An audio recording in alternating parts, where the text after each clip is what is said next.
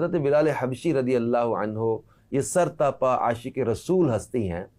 اب یہ ایمان لانے، غلامی سے آزادی پانے کے بعد عاشق بے مثال حضرت بلال رضی اللہ عنہ نے اپنی زندگی کے حسین ایام پیارے آقا صلی اللہ علیہ وسلم کی خدمت میں گزارے، اور پھر آپ مدینہ پاک میں یوں بھی حاضر رہے، لیکن ایک آپ کا سفر جو ہے نا وہ ایک بڑا خصوصیت کے ساتھ بیان ہوتا ہے، کیونکہ جب پیارے آقا صلی اللہ علیہ وآلہ وسلم نے وصال ظاہری فرمایا تو حضرت بلال رضی اللہ عنہ ہجر رسول کی تاب نہ لا کر مدینہ منورہ سے ہجرت کر کے ملک شام چلے گئے تھے، اور وہاں آپ نے رہائش اختیار کی.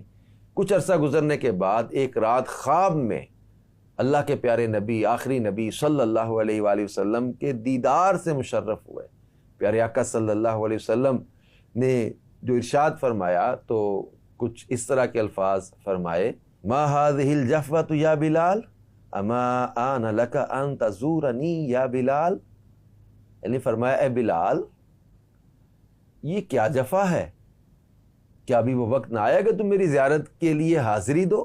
اللہ اللہ اللہ. حضرت بلال رضی اللہ عنہ بیدار ہوتے ہی حکم سرکار صلی اللہ علیہ وسلم کی تعمیل میں مدینہ منورہ کی جانب روانہ ہو گئے، اور سفر کرتے ہوئے مرکز عشاق دیار مدینہ کی نورانی اور پرکیف فضاؤں میں داخل ہو گئے.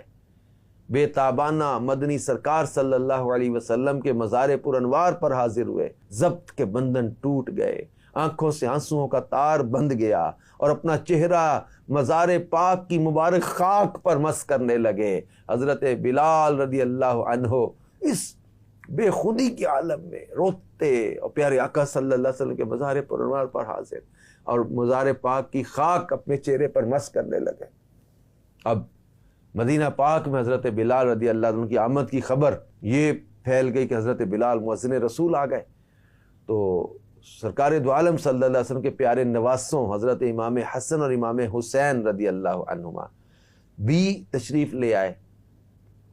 حضرت بلال رضی اللہ عنہ نے بے ساختہ دونوں شہزادوں کو اپنے ساتھ لپٹا لیا اور پیار کرنے لگے.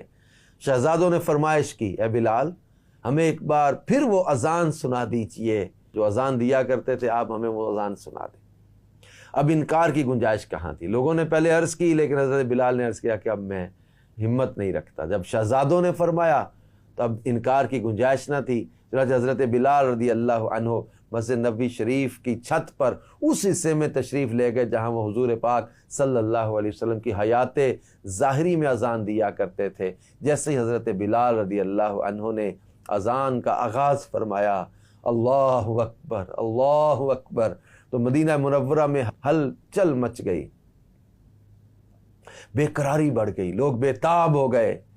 اب سوز و گداز کا عالم تھا، آہ و بکا کا شور بپا ہوا، اور اشہد ان لا الہ الا اللہ جب سنا. اب حضرت بلال کی اذان لوگ مدینے کے سنا کرتے تھے. اب جب سنی، جب اشہد ان محمد رسول اللہ صلی اللہ علیہ وسلم ان الفاظ پر پہنچے تو لوگ بے تابانہ ایک دوسرے سے پوچھنے لگے: کیا پیارے آقا صلی اللہ علیہ وسلم مزار پر انوار سے باہر تشریف لے آئے ہیں؟ تو یعنی پیارے آقا صلی اللہ علیہ وسلم کے وصال ظاہری کے بعد کہا جاتا ہے کہ اس دن سے زیادہ کبھی گریہ و زاری نہ ہوئی. اتنا لوگوں کو یاد آیا وہ منظر، وہ دور، وہ وقت، وہ پیارے آقا صلی اللہ علیہ وسلم کی یاد.